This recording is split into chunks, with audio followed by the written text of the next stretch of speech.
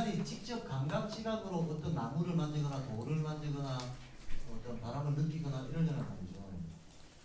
이러려면 직접 가가지고 직접 경험하는 수밖에 없어요. 또 우리의 의식의 기댈 때는 기억하는 수밖에 없습니다. 그렇죠? 근데 언어라고 하는 놈을 우리가 알고 나서부터는 언제든지 재현 가능하게 되잖아요, 이게. 그리고 그 느낌을 전달해서 경험해보지 않았던 사람들한테도 전달할 수 있게 됩니다. 이게 엄청난 마치 그 교통의 발달로 사실 이제 교통이 됐든 언어가 됐든 이게 다 소통 수단들이잖아요. 교통의 발달로 얘기해보자 그러면 뭐 이거는 완전히 되게 돛담배 타고 가다가 로켓트가 나온 거죠. 돛담배 타고 살랑살랑 다니다가 무슨 지대지 로켓 대륙으로 날아가는 로켓트가 나와가지고 순식간에 가버리는 것 같은 이런 효과라는 거예요. 언어가 처음에 발달하기 시작했을 때의 그 인간들의 의식의 어떤 놀라움이라고 하는 것은 경이로웠을 거란 말이에요. 근데 세월이 지나가면서 어쨌든 이놈의 언어가 분화가 돼 나갔을 거 아닙니까? 보다 더 세밀한 거를 언어로 보다 더 정확하게 이해하기 위해서 끊임없이 분화돼 나가는 거란 말이죠. 그러고 난 문명에 우리가 태어났습니다. 그럼 우리는 처음에는 이 분화된 언어들이 가르쳐준 실제는 별로 경험도 못하고 분화된 언어들이 가르쳐주는 거에 매여가지고 의식이 형성됐을 거 아닙니까? 이게 이제 세상을 쪼가내서 보게 되는 이유인 거죠. 실제 우리 감각이 12감각으로 조각나 있기 때문이기도 하지만 또 다른 한편으로는 언어를 배우면서 실은 연결되어 있는 것들을 우리는 분리해서 배우는 식으로 배우는 효과가 발생합니다. 그래서 뭐 예를 하나만 들자면 나무라고 하는 말이 있습니다. 근데 나무는 땅 없는 나무도 없고 햇볕 없는 나무도 없고 물 없는 나무도 없고 바람 없는 나무도 없어요. 공기와 습기와 해와 별과 달이 같이 작용하지 않으면 나무라고 하는 존재가 있을 수가 없습니다. 근데 나무라고 하는 건 하나의 단독적인 명사잖아요. 그 단독적 명사를 사전적 정의에 따라서 익히는 순간 우리는 나무가 가지고 있는 총체적인 연결고리들을 까먹게 돼요. 맞죠? 그런 식으로 우리는 명사 한 개 한 개를 알아가면서 그 명사들이 갖고 있는 실제적 연결고리, 연결소들 이런 거에 대한 이해와 감이 계속 떨어지는 거죠. 그러니까 이런 사전적 정의 방식의 언어를 많이 알수록 사실 실제 다가가는데 오히려 어느 수준에서부터는 방해가 됩니다. 그럼 몰라야 되냐? 또 그건 아닙니다. 실은 최대한 분산적으로 안 다음 다시 재통합에 들어가는 거예요. 이렇게 재통합에 들어가는 과정이 개념 형성 과정이고요. 자, 그러면 처음에는 이렇게 왔다가 그 다음에 우리가 정말 내적인 성숙을 이루려면 거꾸로 되짚어 가야 될 거 아닙니까? 자, 언어가 만들어 놓은 어떤 혼란스러운 의식 상태를 이 한계를 안다. 아, 이 언어라고 하는 게 다가 아니로구나. 언어라고 하는 것은 실은 자연의 어떤 생명의 질서에서 도출이 된 거지 얘가 실제가 아니구나 하는 걸 깨닫는 정도가 오성과 의식혼상입니다. 왜냐하면 우리가 언어의 달인이 되는 게 오성원에서 되는 거거든요. 지금 이제 국민정음에서 딱 보여주는 게 음소가 만물의 어떤 질서에서 나왔나를 보여주는 거예요. 그럼 국민정음 해례본을 이해한다는 것은 이렇게 거꾸로 들어가는 한마디로 관문이 됩니다. 이해되시죠? 그러니까 국민정음 공부는 우리 국민의식 수준을 단박에 업그레이드 시킬 수 있는 정말 공부입니다. 제대로만 공부한다면. 그래서 이제 거꾸로 올라갑니다. 언어의 한계를 알았다. 이런 오성원에 그게 도달해야 언어가 갖고 있는 어떤 기본적 한계를 알게 됩니다. 기본적 한계를 알게 되면 우리는 언어를 초월해서 관찰 사고하겠다라고 하는 새로운 어떤 관점이 열리게 됩니다. 언어를 초월해서 있는 그대로의 관찰 쪽으로 들어가는 게 이쪽으로 들어가는 거죠. 그래서 이 수준, 여기가 오성원 수준이라면 이제 거꾸로 들어갑니다. 여기가 이 만물의 정을 아는 수준이 의식혼 수준이 될 겁니다. 이때가 되면 드디어 이제 언어가 가져다주는 의식의 분산 효과를 극복했기 때문에 개체 에고적인 이기적인 이런 자의식이 사라지는 거예요. 그래서 도덕적이 될 수 있게 되는 겁니다. 그래서 의식혼 수준으로 들어갑니다. 의식혼 수준으로 들어가면 한 요 정도까지 들어가면 의식혼 수준이라고 그러죠. 그 다음부터 영적부터 영적 수준이라고 그러잖아요. 그럼 영적 수준 첫 단계는 뭡니까? 마나스. 마나스의 특징은, 마나스 능력의 특징은 형상적 인식의 발달. 여기가 형상적 인식이면 C. 보는 경우, 보는 경우. 이걸 영적인 능력이라고 해요. 그럼 사실은 영적 능력이라고 하는 거는 따지고 보면 우리 어떤 기원을 되찾아내는 거잖아요. 그래서 우리 의식을 파고들수록 실제로 의식이 상승한다는 거예요. 우리 의식의 기원을 쫓아갈수록 의식 수준이 상승한다. 이게 자율 철학에 맨 먼저 나오는 겁니다. 자율 철학 1, 2장에 우리가 자유롭냐 안 자유롭다. 동기를 하느냐 자유롭다. 알 수 있냐 알 수 있다. 알의 본능이 있는 거예요. 그럼 동기를 계속 파들어가서 끝까지 알면 된다. 파들어가면 올라간다. 맞죠? 이런 식으로 됩니다. 그럼 두 번째 능력은 뭡니까? 인스피레이션. 여기가 이미지네이션이라면 이쪽은 인스피레이션이잖아요. 그거를 인지학에서 쓰고 있는 용어는 이쪽을 마나스라고 하고 이쪽을 부티라고 했던 거죠. 그리고 인간으로서 도달할 수 있는 건 이게 끝이다라고 보는 거죠. 네. 맨 마지막은 직관지잖아요. 인투이션. 인투이션은 사실은 사람이 인간의 육신을 가지고 도달할 수 있는 영역은 아니라고 보죠. 육신을 가지고 도달할 수 있는 영역은 아니기 때문에 그리스도께서 죽음을 통과함으로써 모든 성인군자들 중에서 죽고 살아난 사람은 그리스도 뿐이잖아요. 마지막 관문이 죽음의 세계를 통과하는 거예요. 죽음의 세계를 통과함으로써, 죽음의 세계를 통과했다는 것은 영계를 영의 입장에서 직접 담았다는 얘기잖아요. 자, 그런 사람이 한 명 생기면, 제가 늘 드는 얘기가 있어요. 이거 실제로 1999년도 12월 31일 날 노벨상위원회 한림학원 학회에 세계 노벨상 수상 심사하는 위원들이 모여가지고 20세기에 우리 인류가 발견해낸 어떤 진리 명제 중에서 우선순위를 매겨가지고 가장 확실한 거가 뭔가를 따져봤었어요. 따져봤는데 1번 명제로 올라간 게 뭔지 아세요? 어떤 하나의 현상이 있다면 그와 같은 혹은 대칭적인 현상이 반드시 있다라는 거예요. 반드시 또 있다라는 겁니다. 어떤 현상도 단독으로 일어나지 않는다는 거예요. 근데 이거는 뭐 우리 생활 현실에서는 이런 거죠. 제비가 한 마리 돌아왔다. 날씨가 풀려가지고. 강남 같은 제비가 한 마리 돌아왔다. 한 마리 돌아왔다는 거는 그게 한 마리라는 거지. 한 마리 보였다는 거는 줄줄이 온다는 얘기예요. 왜? 모든 운동과 현상은 환경의 작용이기 때문에 환경이 바뀌어서 지금 한 마리 온 거야. 그러면 이제 환경이 한 방에 확 안 바뀌고 서서히 바뀌니까 좀 민감한 놈이 먼저 오는 거고 좀 덜 민감한 애들은 뒤따라오겠지.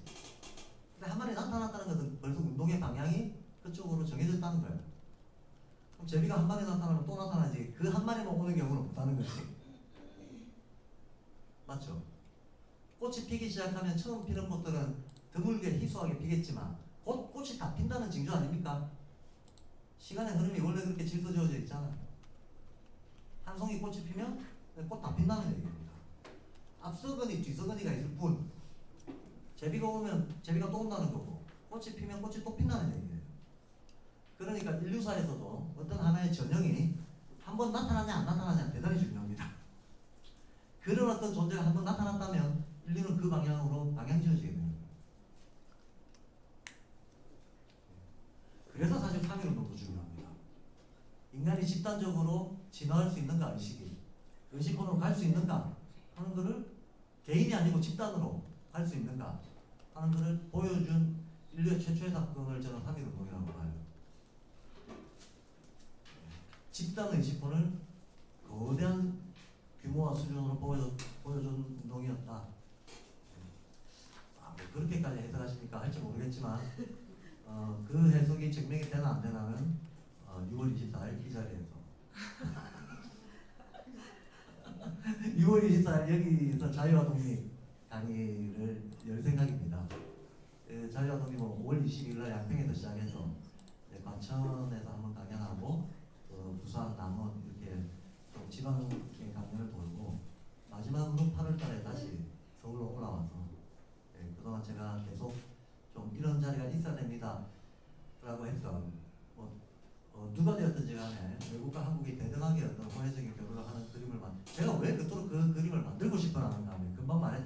때문이에요.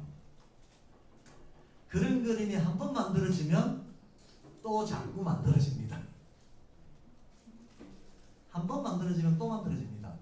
그래서 제가 예전에 제 학교에 약간은 그분들한테는 죄송하지만 무리하게도 독일 교수 두 분을 앉혀놓고 오늘 강의했던 이런 내용들을 그 두 분한테 막 얘기를 했어요. 그들이 아무리 수준 높은 사람들이 할지라도 지금 이 얘기를 알 리는 없잖아요. 음양오행을 알아, 주역을 알아. 동양에도 사고성체와 관통하고 아카시아 연대기와 슈타인의 발견에 그 응하는 그보다 더 오히려 고도의 축적된 어떤 문화적인 의식적인 게 있다라고 하는 거를 알아듣든 못 알아듣든 얘기를 하려고 했던 것은 그런 자리가 한 번 있으면 또 있게 된다는 거예요. 한 번으로 결코 끝나지 않는다는 거예요. 왜냐하면 전례를 만든다는 게 그래서 중요한 겁니다. 전례를 만들어야 돼. 법원에서 법의 근원이 되는 것 중에서 가장 인상적인 법원이 뭔지 아세요? 판례예요. 그래서 처음 있는 어떤 이 세상에 새로운 게 늘 있는 건 아니지만 어떤 새로운 사건이 생기잖아요. 근데 기술 발달이 일어나고 그러다 보니까 법이라고 하는 건 현실 생활을 규제하는 거니까 새로운 기술과 환경이 일어나면 반드시 새로운 현상이 일어나죠. 그 공기청정기에 만약에 부작용이 발생했다. 옛날에 공기청정기가 없었잖아요.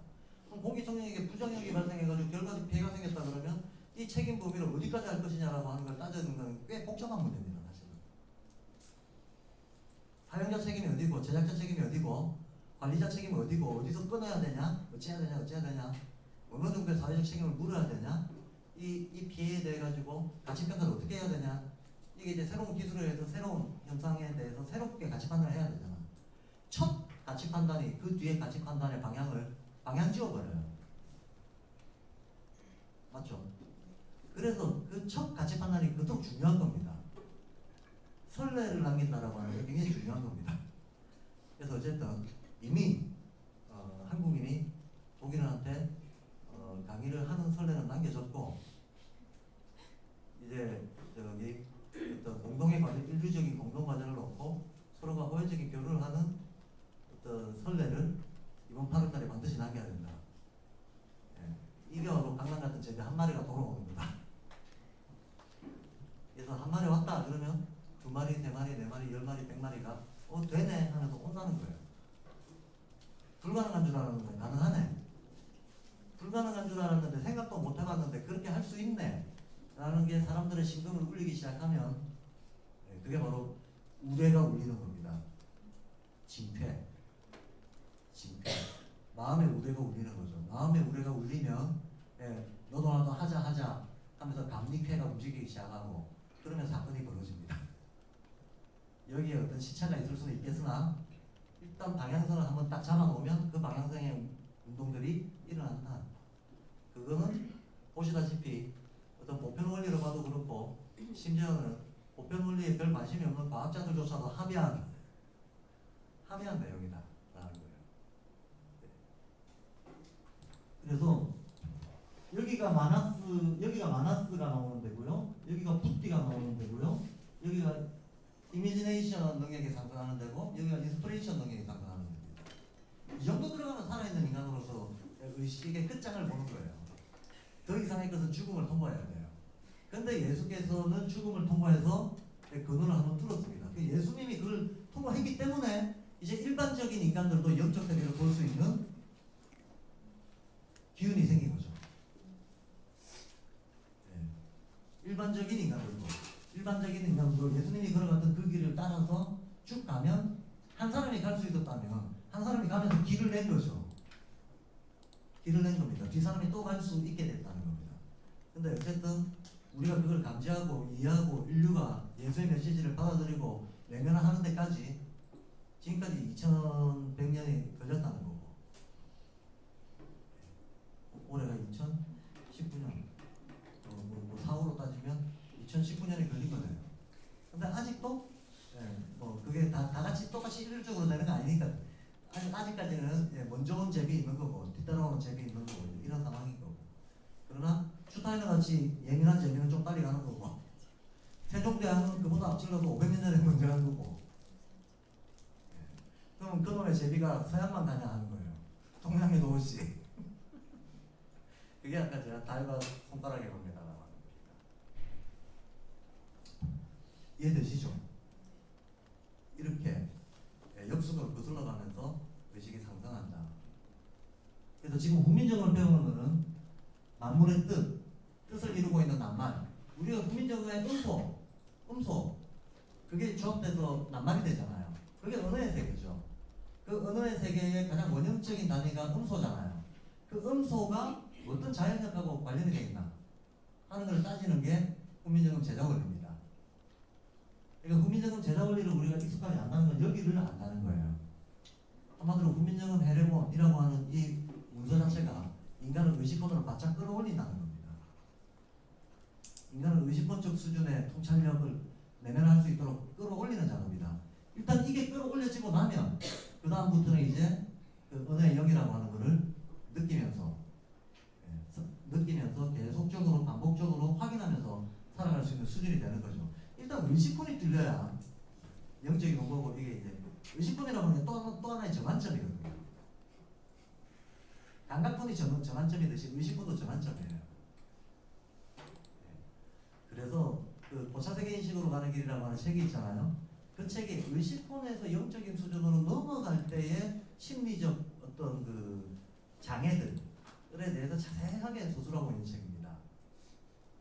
그래서 그때 겪는 심리적인 그 어려움들, 인간의 의식에서 일어나는 혼란들, 이런 거를 이제 물의 실현, 불의 실현, 공기의 실현 이런 데 비유를 하면서 각각의 실현의 상태에 어떤 태도로 이 실현을 넘어설 수 있는지에 대해서 슈타이너가 나름대로의 자기 팁을 써놓은 거니까 그걸 우리가 수행서라고 하는 거예요. 그래서 이제 이런 어떤 수준의 세계에 대한 어떤 연결감을 가지게 된 사람들은 고차세계 인식으로 가는 길을 봐도 된다. 보면 이게 내 얘기처럼 느껴지기 시작한다. 혹시 보신 분 있습니까? 고차세계. 거의 별로 없긴 한데 읽어보시면 우울해집니다.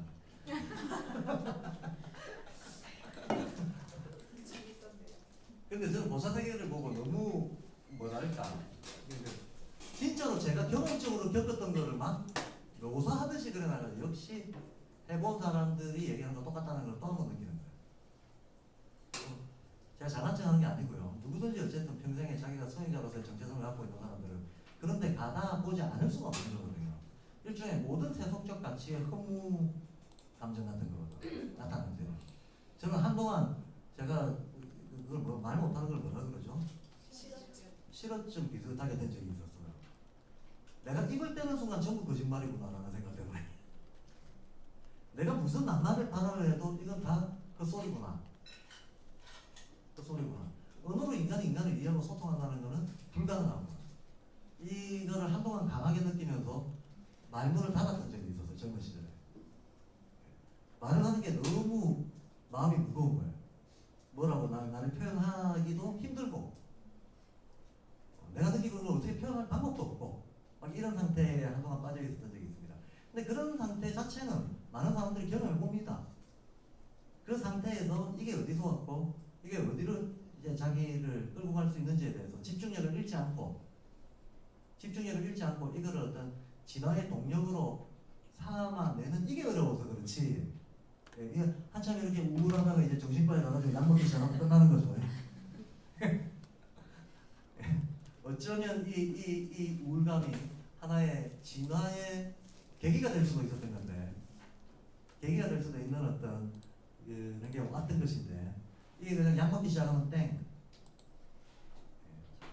아무런 진화의 동력이 되지 못하고 흩어져 버립니다. 자, 뭐 그렇고요. 자, 이제부터 이제 원문을 읽으면서 가보겠습니다. 정인일구서 원문 보겠습니다. 원문에서 제가 오늘 1시 반에 약간 원거리에서 다른 팀 일정이 있어가지고 일단 1시에 칼같이 마치겠습니다. 원문을 조금 빠른 속도로, 사실 이렇게 배경만 깔고 나면 원문이 이해하는 건 진짜 어렵습니다. 제가 아까 그랬잖아요. 우리가 이게 달을 봤다. 만약에 달을 봤다. 그러면 손가락이 뭔들? 이해 못하겠습니까? 어떤 이미 달에 대한 어떤 상과 이해를 가지고 시작한다 그러면 손가락이 별로 문제가 안 된다는 거예요. 여기 계신 분들이 한문을 몰라도 사실은 국어학자들이 이 해례본을 이해 못하는 이유가 한문을 모른다라고 하는 것도 크죠. 일단 그거 직접적인 장벽이 됩니다.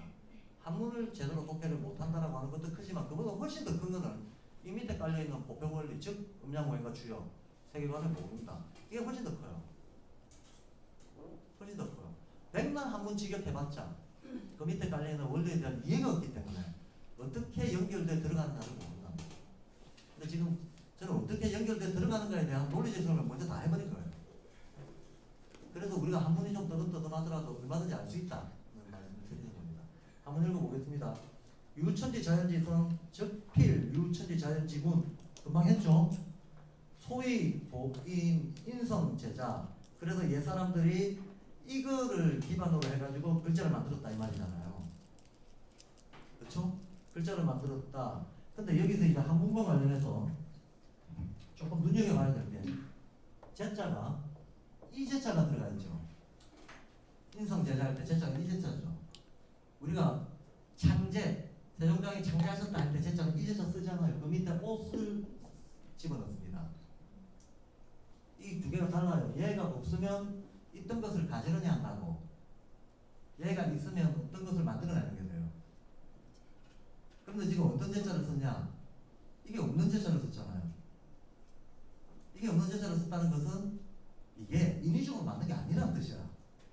기존에 있던 어떤 질서를 가지런히 했다는 겁니다. 맞죠? 이게 바로 언어에 영이 있다는 얘기랑 똑같은 겁니다. 자연력이 있고 영적인 힘이 있고 그래서 인간에게 푸시돼 들어온 것을 인간이 알았다 이 얘기지. 네, 인간이 인위적으로 뭔가를 조작해내거나 만들어냈다가 아니라는 거예요. 자, 요런 데만 봐도 우리가 한문을 잘 모르기 때문에 이 한문 글자 한자 속에 들어가 있는 의미를 해석을 못 해내는 거죠. 한문 잘 모르면. 이해가 되시죠? 흥민정음 세종대왕께서 창제하셨다라고 할 때 이제자 쓰냐 이제자 쓰냐 완전 다른 거야. 그리고 나중에 예의본을 보시겠지만 예의본에서도 여 위참이년 내가 백성들을 불쌍하게 여겨서 신제 28자라고 해요. 새롭게 28자를 정비하라니 그때도 이 모든 자 없는 제자를 쓰고 있어요. 그리고 정인주에서 이제 조금 이따가 뒤에 나오겠지만 인위적으로 만든 게 아니다라고 하는 걸 계속 강조하고 있습니다. 이런 게 이제 한문에서 한문에 대한 이해에서 참 해석 차이가 벌어져 버리는 부분입니다. 자, 그래서 소위 고인 인성 제자 이통 만물 지정 이것으로서 만물의 정을 통했다. 만물의 의미를 알았다는 거예요. 이건 금방 다 설명했죠. 네, 따로 설명하지 않겠습니다. 그 다음에 이제 삼재지도. 그래서 여기에 삼재의 도를 실었다라는 거거든요. 그 삼재의 도가 뭔가요? 아까 말했던 삼재의 도가 인지학 버전으로 나타나면 사구성치가 되는 거고, 그렇잖아요. 동양 버전으로 나타나면 음양오행이 되는 거고. 근데 음양오행이 구성되기 위해서 3극이 있어야 된다 그랬잖아요. 무극, 태극, 환극. 이 무극, 태극, 환극의 또 다른 이름이 천지인 삼재잖아. 그래서 이런 전체적인 어떤 구성 과정을 모르는 사람들은 이극의 묘 이런 말도 나와요. 삼재지도 이런 말도 나오고 천지인 이런 말도 나오는데 이게 다 다른 건 줄 알아.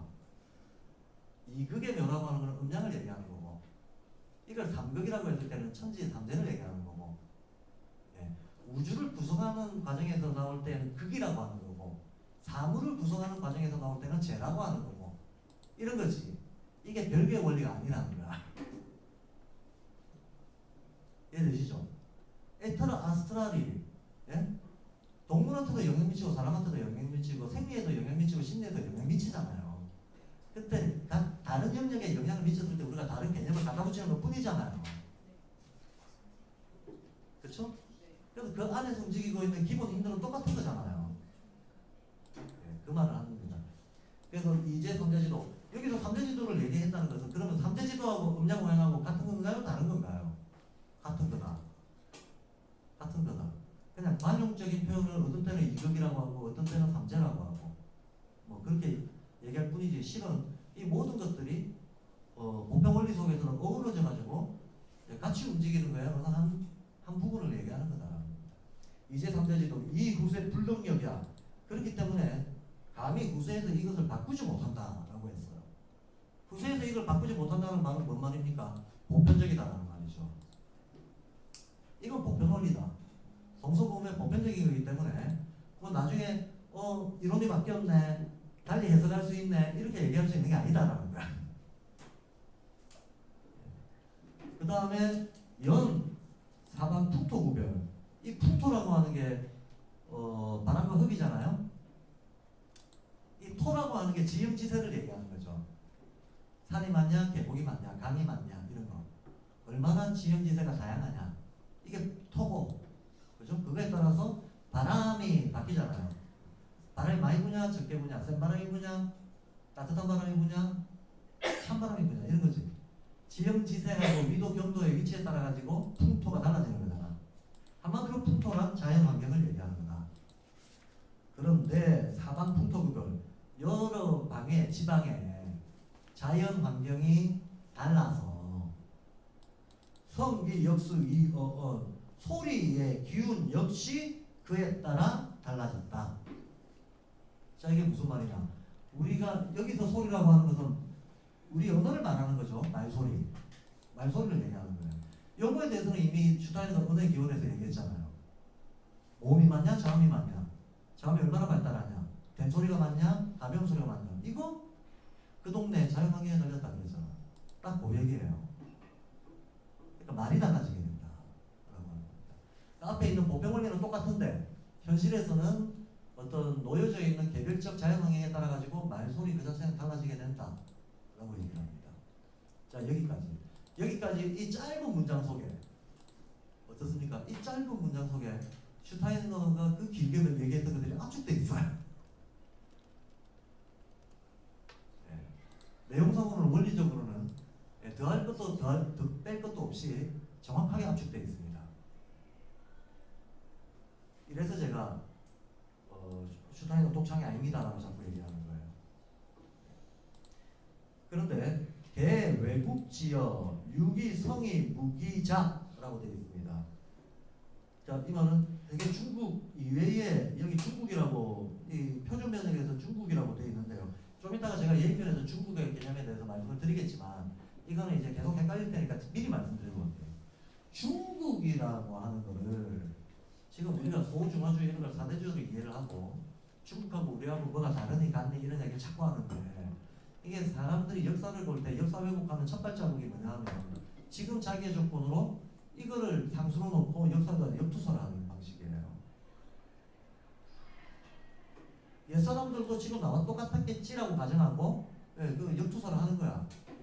안 그렇거든. 세계관도 다르고 발달 수준도 다르고 환경과 문화가 다 다른 거거든. 그 사람들 우리처럼 생각 안 했거든요.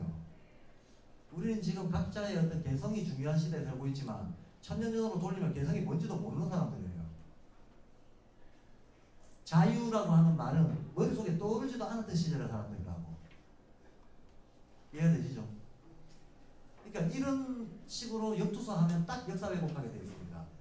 근데 현재 우리는 각 나라가 국경선이 정확하게 꺼져가지고, 그죠? 국가의 3대 요소, 뭐 주권, 영토, 국민 하면서 근대적으로 틀지어진 속에 살고 있잖아요. 요 시각을 가지고 역사를 바라보면 큰일 나요. 중국이 뭐냐 하는 거. 이거 중요한 문제입니다. 중국이 지금의 리퍼블릭 차이나냐 하는 거예요. 아니라는 거죠. 실제로는요, 이렇게 말하면 이거 센세이션이 될지 모르겠지만 우리나라 사람들은 조선시대까지만 해도 내가 중국인이다라고 생각했던 사람이에요. 이게 무슨 말이냐? 중국이라는 개념 자체가 특정 나라의 개념이 아니고 일종의 제국 개념이라는 겁니다. 제국의 개념이다. 제국이라고 하는 건 대륙 한 덩어리 다 패권을 잡는 걸 얘기하는 거예요. 한 대륙 안에 얼마나 많은 나라가 있습니까? 얼마나 많은. 그러나 아무리 많은 나라가 있다 하더라도 인간의 손길이 뻗치는 곳에는 어떤 공통적인 것을 공유하고 사는 더 큰 나라가 늘 있기 마련이잖아. 시족보다 더 크면 부족이 되는 거고 부족보다 더 크면 나라가 되는 거고 나라들이 연맹을 해서 소위 천하라고 하는 단위까지 넓어지면 제국이 되는 거예요. 그러면 서양에서는 대표적인 제국이 로마잖아요. 이런 거 한번 생각해 보시죠.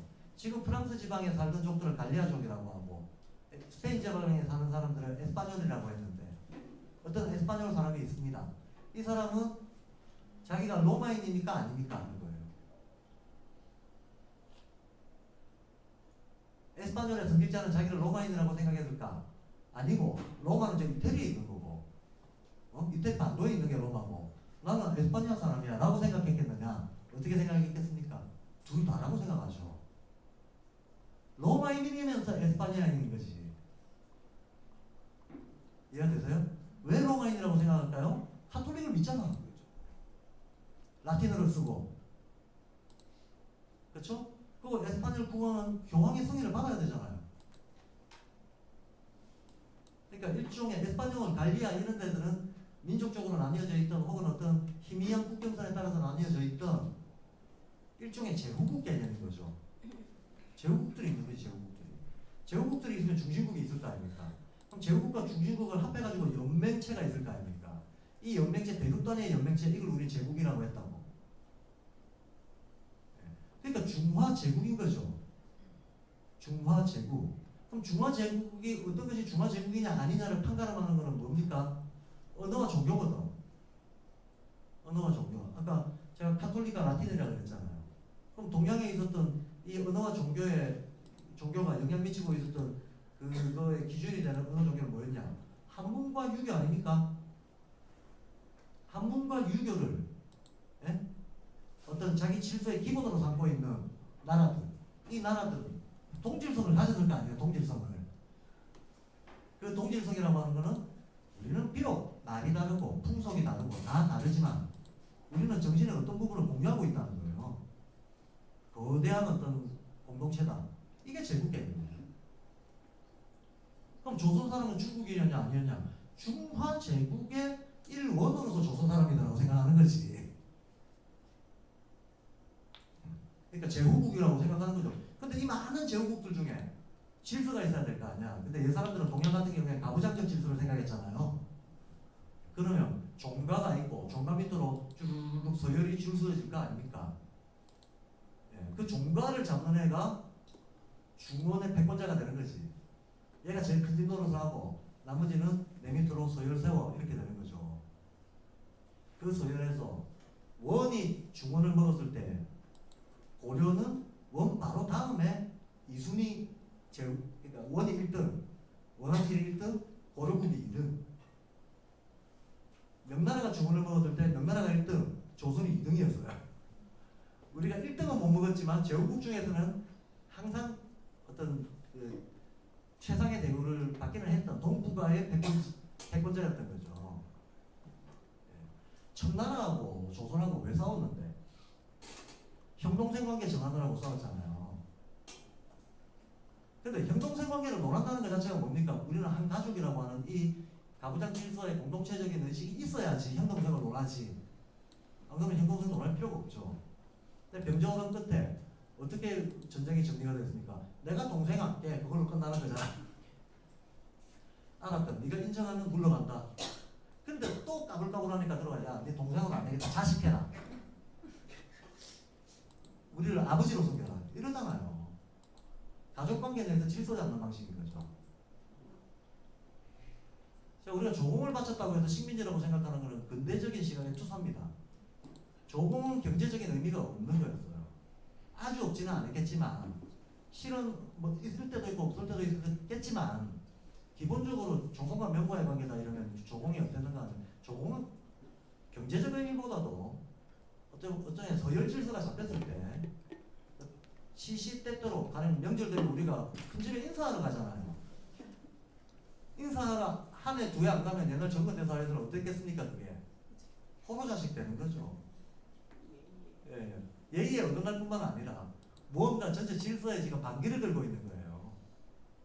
예, 이 질서를 인정한다라고 하는 상호 어떤 예의 범절적인 행동이 인사하러 가는 거잖아. 인사하러 가면 맨손으로 갑니까? 선물 사들고 가지. 국가 간에 이게 똑같은 거라는 거야. 그러면 선물 사들고 가면 큰 집에서 선물만 덥석 먹습니까? 아니죠. 내줘야 되죠. 그럼 내줄 때 내가 지금 잠잔데 둘째, 살째가 와가지고 나한테 형님 이거 드세요 하고 선물을 줬어. 근데 근데 그 선물보다 너무 떨어지는 걸 주면 쪽팔리잖아요. 또 면에 안 서잖아요. 원래 선물이라고 하는 게 그렇습니다. 포트라치 풍습 아시죠? 포트라치라고 하는 게 원시 부족들이 새로운 부족들이 딱 만나잖아. 그러면 이 부족들이 누가 우위인지를 정해야 되잖아. 우위인지를 정하는 가장 심플한 방식은 전쟁하는 거죠. 근데 문명이 발달하다 보니까 힘이 비슷할 것 같아. 전쟁하면 피해가 너무 많을 것 같아. 그러면 어떻게 하냐면 전쟁을 안 하는 대신 선물을 줘요. 이 말은 나는 당신의 적이 아니다를 표시하는 거죠. 그런데 선물을 줄 때, 근데 이제 내가 이게 쉬운 방법이니까 돈으로 얘기하겠습니다. 내가 10,000원짜리 선물을 줬어요. 그런데 저쪽 추장이 그걸 받고, 그럼 답을 해줘야 될 거 아니에요. 전쟁이냐 평화를 선택해야 될 거 아닙니까? 담례를 하면 평화를 택하는 거고, 사실을 죽인다든가 이러면 전쟁하자는 얘기인데, 그럼 평화 전략으로 나가서 돌려줍니다.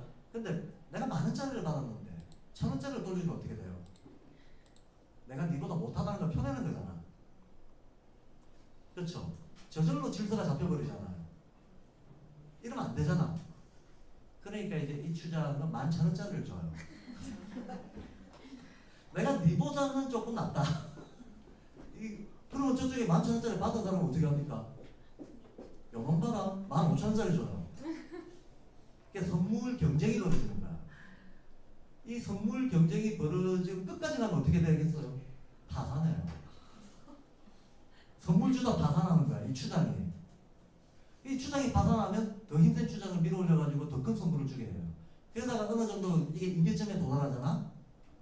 이 원시 부족이 실제로 일어나요. 그럼 양 부족이 나와가지고 그동안 선물 받은 거 다 가지고 나가지고 불태우고 놀아요. 그러면서 그러면 우리는 형제, 우리는 대등해 이렇게 되는 거예요. 일종의 정의의 경쟁을 통해서. 이게 제가 지금 그냥 인용을 안 하고 말씀을 드려서 그렇지 이미 인류학이나 이 정의의 경쟁에 대한 경쟁의 초창기, 인류 문명의 초창기에 어떻게 부족 질서들을 만드는가에 대해서는 저 다락단위 고전의 세계사의 구조의 맨 앞부분에 잘 설명이 되어 있습니다. 뭐 고진뿐만 아니고 많은 인류학자들, 많은 역사학자들이 이 정의의 경쟁 포트라치 문화에 대해서는 이미 많이 나와 있으니까 그냥 사료는 뒤져보시면 됩니다. 이런 식이 된다는 거야. 그럼 봅시다. 조선이 명나라에 가서 선물을 줘서 조공을 바쳐서 그럼 명나라 황실이 가만히 있으면 되겠습니까? 조선보다 더 좋은 걸 줘야지. 그래서 명나라 황실의 그 역사 기록을 보면 이번에 조선이 사절단을 100명을 보낸다는데 골치가 아프다. 그러면 선물을 얼마나 많이 가지고 오겠느냐. 지금 우리 재정이 후달리는데 얘들이 선물을 많이 가지고 오면 우리 재정이 위험해지므로 오지 말자고 할까 오라고 할까 이거 가지고 대신회의를 해요. 무슨 핑계를 대서 이번에는 사절단 오지 말라고 할까 이런 걸 회의를 한다고. 그래서 조공 부인 무슨 경제적 의미가 있어요? 경제적 의미가 있는 게 아니고 내가 니보다 아래다 위다 라고 하는 이거를 표시하는 겁니다. 이해가 되시죠? 근데 이걸 표시하는데 여기도 나오는 거예요. 사방풍토구별을 가지고 말이 다르단 말이야. 말이 다른데 어떻게 의사소통합니까? 글자가 같거든. 글자를 똑같이 한번 쓰거든. 그러니까 의사소통이 되는 거죠. 이해가 되시죠? 문서로는 얼마든지 의사소통이 되잖아. 그리고 뭐 역관들이 있어가지고 기본적인 지금 하는 것처럼 통역을 하고 글자 대고 이러니까 의사소통이 되는 거죠. 이러니까 의사소통이 되는 건데 이런 식입니다. 그럼 우리는 중국이었냐 아니었냐? 그러니까 말하자면 진짜 당나라 때 신라가 저 원효 대사 같은 경우에도 당나라에 유학 가다가 되돌아오잖아요. 원효만 그런 게 아니고 당나라에서 과거 보면 신라 사람들이 많이 참가를 했습니다. 만약에 같은 어떤 공동체라고 생각 안 했다면 이런 참가가 불가능하잖아요. 미국에서 관리 뽑는 시험을 보는데 한국에서 참가한다는 얘기예요. 이해되시죠? 그럼 이게 도대체 뭐냐? 유나이티드 스테이츠 같은 거라는 거야. 유나이티드 스테이츠. 텍사스 사람이 워싱턴에서 시험 본다고 응시 못합니까? 이런 거랑 똑같은 거죠. 지금 아메리카 대륙을 미국이라고 하는 건 한 나라가 우리는 차지하고 있다고 생각하지만 이게 원래부터 한 나라였나요? 아니 52개 나라잖아. 52개 나라인데 언어 통일 사상 통일, 청교도 영진으로. 예. 언어 통일, 사상 통일 해가지고 우리 그냥 그 같은 나라 하자. 그런데 주법이 다 따로 있잖아요. 그렇죠? 실은 이게 그 옛날 버전으로 돌렸을 때 그 모습이 그 유사하게 제국과 이제 제후국의 관계로 있었다는 거예요. 그러면 우리도 중국의 일부이면서 동시에 조선인인 거죠. 내가 중국하고 별개의 존재는 아니고, 예. 항상 중국이라고 하는 이 제국을 놓고 수많은 민족들이 패권 다툼을 했다는 거예요. 그래서 한족이 다 차지했던 역사도 아니죠.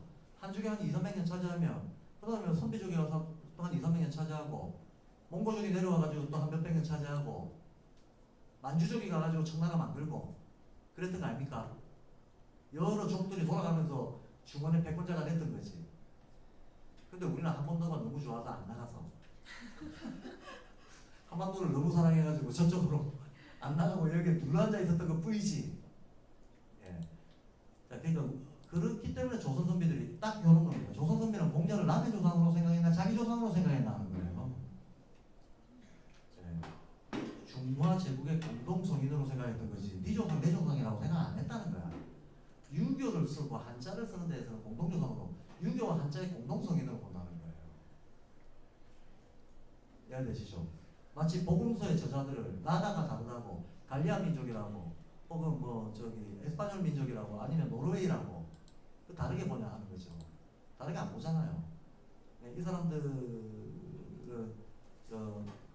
어디입니까? 지금 이스라엘 지방, 요르단 이쪽 지역, 팔레스타인 지역. 실은 이제 성경에 나오는 모든 성인들의 그 행보는 이 팔레스타인 지역에서 일어난 거잖아요. 근데 팔레스타인 지역에 성인이 있다고 해서 순교자가 있다고 해서 야, 너 우리 조상 아니야? 이렇게 얘기하냐고. 그렇게 얘기하지 않는다는 거예요. 자, 이 관계를 확실하게 알아야 됩니다. 그러면 실제로 이제 관용적으로 중국이라는 말을 쓰고 있을 때 일종의 중화의 중심이라는 의미로 쓰고 있다. 중화의, 물론 우리가 패권국은 아니었던 거죠. 패권국은 아니었지만 그런 의미로 쓰고 있다라고 하는 거를 가부장적 질서 속에서 하나의 일종의 형동성 관계로 이해하고 이제 자 그래서 대개 중국 이외의 말은 그 소리내 이수는 글자가 없다. 중국 이외에는 글자가 없다 그랬잖아요. 그럼 글자 있는 지역은 다 중국이잖아요. 맞잖아요. 글자 있는 지역은 다 중국이다. 맞아요. 실제로 문명 지역은 언어가 있는 거고 언어 문자가 있는 거고 야만 지역 저쪽 유목민들 시족 부족 단위로 살고 있는 사람들은 언어가 문자가 필요 없거든. 그 사람들은 문자라고 하는 것 자체가 기록 문화와 관료주의와 함께 발달하는 거기 때문에 정착 대규모 제국을 꾸리지 않는 데서 문자 필요 없어요. 말 타고 저기 사냥하면서 사는 사람들 문자가 뭐 필요하겠어요. 있다 하더라도 아주 투박하고 기초적인 부분일 때. 그래서 중국 이외의 말은 소리는 있으나 글자가 없다. 맞죠? 말은 있지만 자기가 상용하는 문자가 없다는 얘기입니다. 그래서 중국 제가 그냥 한문 빼고 그냥 한글로 번역된 것만 읽어볼게요. 필요하면 한문을 짚어서 설명하도록 하고요. 중국의 글자를 빌어서 통용해 왔는데 빌어서 통용해 왔다. 이 말은 뭡니까? 보편 문자 저쪽에서 라틴어 이쪽에서 한자인 것을 가져다 쓰긴 쓰는데 지역마다 발음들이 다 다르니까 자기 나라 발음을 표시할 수 있는 것을 뭔가 가미를 시켜서 변형을 시켜서 썼을 거 아닙니까? 독일어, 영어, 프랑스어 이거 모조리 다 근대 만들어진 언어들이거든요. 만들어질 때 어떻게 만들어졌겠어요? 라틴어를 기본으로 삼고 거기다가 자기네들 발음을 표시할 수 있는 기능을 조금씩 집어넣어가지고 글자를 만드는 거예요. 이게 바로 글자를 빌어서 통용한다는 거예요. 이해되시죠? 동양에서도 그와 같은 일을 했죠. 일본 문자 보세요. 일본 문자. 일본 문자 보세요. 그렇게 해놨잖아요. 그리고 지금 중국의 간자체도 마찬가지입니다. 중국의 간체도 옛날에 번체하고 비교를 해보면 완전히 다른 문자 같이 보여요. 현대화를 하는 과정에서 그렇게 된 거죠. 간체도 정통 문자가 아닙니다. 정통 어떤 전통적인 그 한문 제일 많이 쓰는 데는 물론 우리가 한문 능력이 떨어져서 그렇지. 오히려 그 기록물들은 조선의 왕창이 있어요. 조선의 왕창이 있고 유교문의 정수도 조선 말기까지 우리가 일종의 전통적이고 정통적인 형식을 추구해왔기 때문에 성리학의 왕조였기 때문에 조선의 왕창이 있습니다. 공자 가래도 지금 중국에서 유식으로 성균관대학교 명륜관에 배우러 오잖아요. 유교문화의 핵심 정수들이 이 땅에 남아있는 거야. 다시 조금 점핑해서 이게 바로 소중화주의입니다. 내가 작은 나라지만 중화 문화의 핵심을 쥐고 있다. 작지만 중화의 핵심은 문화적인 핵심은 우리다 라고 생각했던 일종의 정신승리 같은 거. 내가 싸우면 맥날에 지고 맥날에 조금 더 받쳐야 되지만 그런데 우리 임금이 글자도 만들고 말이야. 니들은 못했잖냐. 우리 임금이 글자 만들고 이런 거는 성인의 뜻을 이어받아서 만든 거니까 문화의 핵심은 우리가 있지. 요게 소중화주의라는 거예요. 요게 강했기 때문에 나중에 청나라 같은 애들은 우리보다 문화가 떨어지는 애들인데 쟤네들이 힘이 세가지고 중원을 찾아왔다고 해가지고 니들이 나한테 형 먹으려고 그래? 아 이거 안 내키는데 이러다가 병자호로 맞았던 거잖아요. 병자호로 맞았던 거죠. 그 이제 정의지구서 끝에 가서 이제 표현들을 보시면 알겠지만 명나라한테도 정신적으로는 우리가 안 밀린다라고 하는 걸 계속 표현하고 있어요. 그래서 실은 소중원주의에 대해서 우리가 평소에 잘못 생각하고 있다. 마치 일종의 오붕정신처럼 똘마니 정신처럼 생각하고 있는데 그거는 근대적 해석이었다. 근대적 해석이었다. 그 증거가 여기 있다. 이제 뒤에 가보면 나옵니다. 자, 그래서 근데 중국 이외에 많은 소리가 있어서 글자가 없어서 중국 글자를 비로 통용했다는 것이 이게 살짝 변형해서 썼다는 거예요. 통용해 왔는데 이게 둥근붕에 모난자를 낀 것과 같이 어긋난 일이라서 막힘없이 전달될 수 있겠는가? 이게 좀 비효율적인 방식이라는 거죠. 우리나라도 이미 삼국시대 때부터 이렇게 통용해온 게 있잖아. 그죠? 통용해온 게 이두, 향찰 이런 것들 있잖아요. 이런 식으로 이미 한자를 통용해 왔었어. 통용해 왔는데 뭔가 지금에 와서 보니까 비효율적이다 라는 겁니다. 새롭게 효율적인 뭐를 좀 만들어내야겠다라는 거죠. 근데 그렇게 하는 것은 요건대 모두 각자가 살고 있는 것에 따라 편하게 할 일이지 억지로 갖게 할 수는 없다 그랬습니다. 자, 근데 이걸 알아야 됩니다. 요때가 15세기입니다. 바로 이 15세기가 세계적으로 전부 표준어 만들기 운동이 일어났던 때예요. 그래서 제가 아직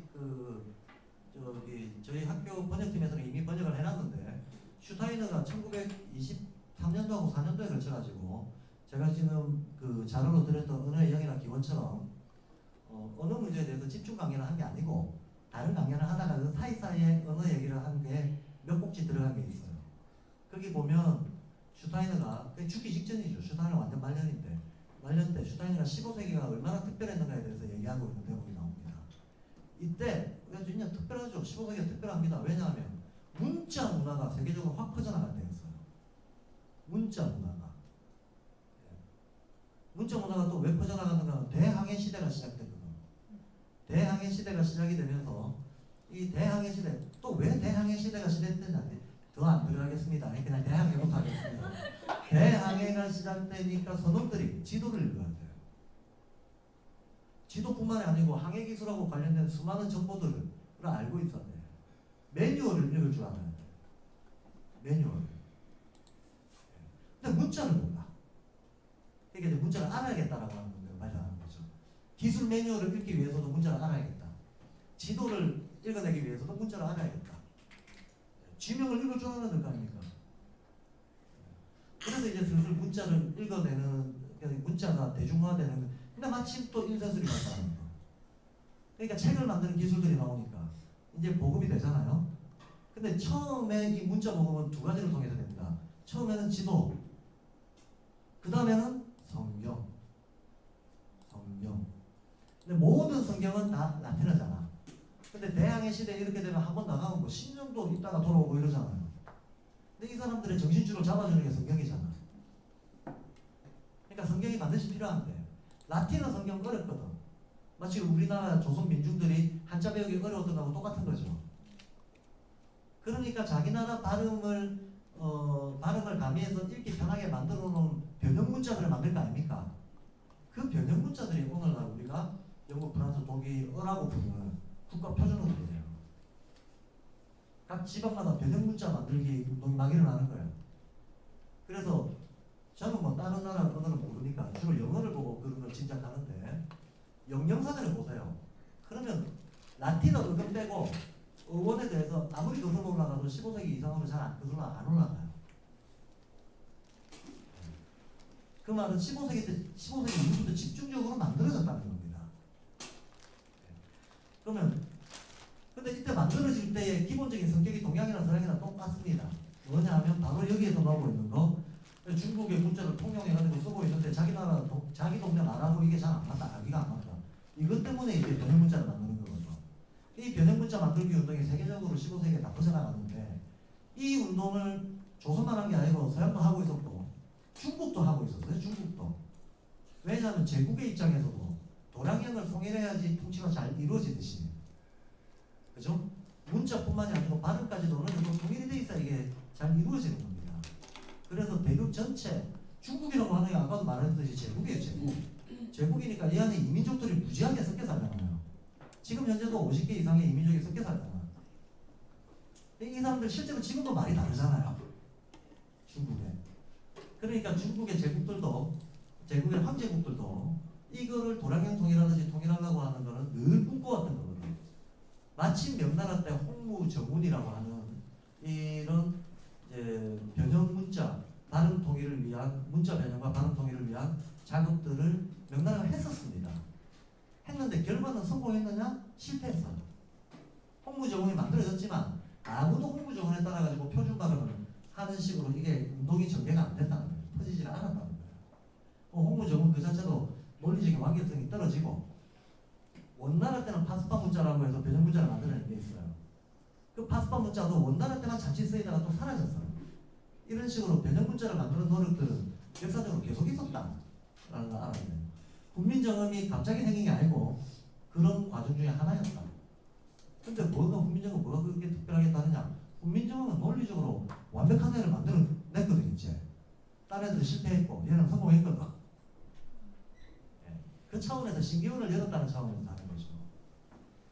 음의 기호화의 어떤 연결 원리 이거를 완벽하게 밝혀냈다는 거예요. 그 점에서 다르다. 자, 그래서 근데 이런 변형 문자를 만들어내는 일은 각 지방의 환경이 있으니까 각 지방이 주체적으로 알아서 하면 되지. 이거 억지로 다 껴맞출 필요 없다. 그 얘기잖아요. 그러니까 향찰이도 이런 게 있었고 한문이 있지만 지금 우리한테 맞는 새로운 어떤 조금 더 완결성 높은 변형 문자 만들어야겠다. 이 말입니다. 이 말이고 그다음 우리 동방은 아동방 요 부분이 이제 조선을 얘기하는 거죠. 근데 조선뿐만 아니고 조선 사람들의 자기 어떤 민족의 뿌리 의식은 삼한에 보통 두고 있거든요. 삼한이 망한 배는 지난이잖아요. 네. 그 위에가 고조선이라고 우리가 부르는 단군조라고 부르는 거기잖아요. 거기를 뿌리로 조선 사람들도 생각하고 있었죠. 그때부터 계속 동방의 패권은 우리다라고. 이 동방이라고 하면 만주 지역까지 포함해서 실은 오늘날의 북경에 이르기까지 동북 지방이죠. 그 옛날에는 북경이 계속 늘어났다 줄어들었다 전쟁을 하면서 벼교사 속에서 이게 변형이 계속 있었는데 어쨌든 우리는 한반도를 비롯해서 동북아의 패권자라고 하는 자기 정체성을 가지고 있었던 겁니다. 자기 정체성을 가지고 우리 동방은 예악과 문장은 하와와 다를 바 없다. 한마디로 문화가 우리가 중화다는 거죠. 우리가 바로 중화 문화를 그대로 가지고 있다. 핵심부 어떤 이 전체 제국의 핵심 문화를 우리도 그대로 가지고 있다라고 얘기하는 겁니다. 그러니까 한마디로 여러 제국들이 있지만 우리가 그 중에서 뭐 하나 빠지는 제국이 아니고 우리도 언제든지 최선진으로 나설 수 있는 그런 국이다. 그 얘기를 하는 겁니다. 다만 방언과 이언은 같지 않다. 방언 이언이라고 하는 건 사투리를 얘기하는 겁니다. 사투리 지방어를 얘기하는 겁니다. 지방어를 여러 동네 말들 이런 것들은 중화문화하고 어울리지 않는 방언 이언들이 많이 있다라고 얘기합니다. 그럴 수밖에 없죠. 저기 근데 오기 전까지는 아시다시피 그 조선 민족부터 끝까지 문명률이 90% 이상 넘어갔잖아요. 90몇 프로 되는 사람들은 말문화뿐이니까 이 말문화 사투리 다른 거는 소통되는 거 힘든 거는 지금도 그렇잖아요. 제주도 가서 제주도 사람들이 진짜 제주도 토박으로 막 얘기해 보세요. 알아듣나 못 알아듣나? 못 알아들어요. 방언이어가 이런 궤도에서 표준 궤도에서 많이 어긋나 있다. 그래서 글 배우는 이는 깊은 뜻을 깨치기 어려움이 있고 옥사를 다스리는 이는 목적을 통해 알기 어려움을 근심한다 라고 얘기했습니다. 바로 이런 문장에서는 역사에 대한 이해, 그 다음에 이 당시 세종때죠. 15세기 조선 정치 상황에 대한 이해가 좀 필요해요. 뭐냐 하면 고려하고 조선이 뭐가 다른지 알아야 돼요. 고려는 원나라 왕실 황제 승계순이 3위까지 올라갔던 원황실하고 완전히 한 몸이었던 나라였어요. 대몽항쟁 30년 끝내고 나서 대몽항쟁 30년이라고 하는 것도 원나라하고 30년 동안 안 꺾이고 맞짱 뜬 나라가 원나라하고 붙었던 나라 중에 한 나라라도 있습니까? 한 나라도 없어요. 네. 그러니까 사실 고려가 어마어마한 군사 강국이었다는 얘기입니다. 그 당시에는 원나라 이전에 패권을 잡고 있었던 송나라가 무너지는데 불과 몇 년 안 걸렸습니다. 고려가 항복하고 나서 송나라가 그 안에 3년 만에 무너집니다. 그러니까 사실은 고려 때문에 송이 버티고 있었던 거예요. 왜냐하면 고려가 후방에서 계속 원의 뒷발목을 잡고 있었기 때문에 송을 칠 수가 없었던 거야. 근데 고려가 항복하고 나니까 그냥 그 군사력으로 쭉 미는데 몇 년 만에 끝나버린 거죠. 그리고 원나라가 세계 정복하는 이 전체 기간이 유라시아 대륙을 통일 전쟁을 하는데 전체 걸린 기간이 제가 지금 데이터가 정확하지 않은데 얼마 안 걸려요. 한 10여 년밖에 안 걸립니다. 그러니까 몽골하고 붙어가지고 몇 년 동안 버틴 나라는 없다는 거야. 근데 고려는 무려 33년이나 맞짱 떴잖아요. 그러니까 원나라 입장에서는 지긋지긋한 놈이죠. 그리고 고려가 틀어버리죠. 그러면 뭐 세계 경영이 될 게 하나도 없어. 그러니까 고려를 굉장히 예우를 해줍니다. 그래서 고려에서 일종의 원나라 쪽으로 조공 보낼 때 여자도 보내잖아요. 근데 이게 조공 물건의 의미가 아니고요. 피를 섞어버리는 방식이에요. 피를 섞어버리는 거. 자, 저 사람이 원래 저기였어. 근데 내가 지금 평화관계로 돌아서야 돼. 그러면 제일 좋은 건 뭐다? 사동관계 맺는 거예요. 피를 섞어버리는 혈연관계를 맺어버리는 거야. 그래서 고려 공주왕 주로 공주죠. 공주 데려가가지고 하고. 근데 사비도 데려갔어요. 부마로. 공주 왕자 왔다 갔다 하는 거죠. 서로 왔다 갔다 하게 하는 거예요. 그래서 우리가 지금 그 연지곤지 찍는 거 있죠. 이거 몽고풍이잖아. 근데 거꾸로 몽고에도 고려풍이 지금도 남아 있다는 거예요.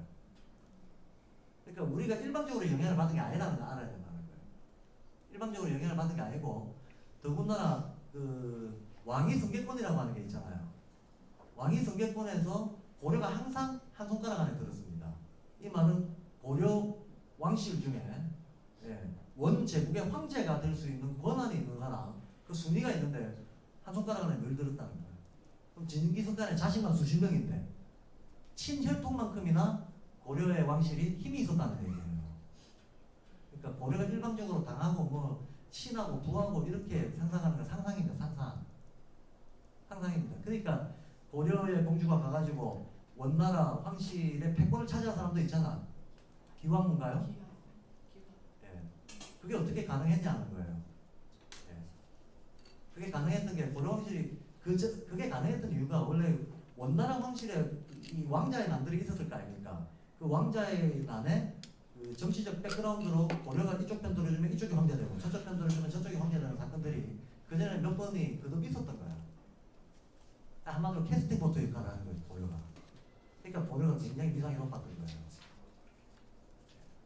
그랬는데 자 이랬는데 이러니까 고려가 기고만장해요. 사실은 고려가 원나라 황실을 못 먹었다 뿐이지 거의 황실 대우를 받았던 제후국이기 때문에 원 이하 나머지 애들은 다 고려미시아라고 생각했던 사람들이라는 거예요. 기고만장하다 보니까 이 한반도의 고려 자체의 정치 체제를 원나라 제국의 정치 체제를 그대로 따가지고 봉건제를 운영합니다. 그대로 땄다는 것은 뭐냐 하면 원나라는 워낙 제국이기 때문에 무슨 한국 해가지고 여러 개로 그 왕자들 자치권을 나눠주고 또 제국국 삼아가지고 중앙통치 황제국으로서 중앙통치하는 식의 봉건제도를 운영했는데 고려가 고려 땅덩어리 안에서 그걸 그대로 흉내내는 거예요. 그러면 고려 왕이 있고 지금으로 치면 경상도 전라도 이거 조선시대 때 생긴 거죠, 그죠?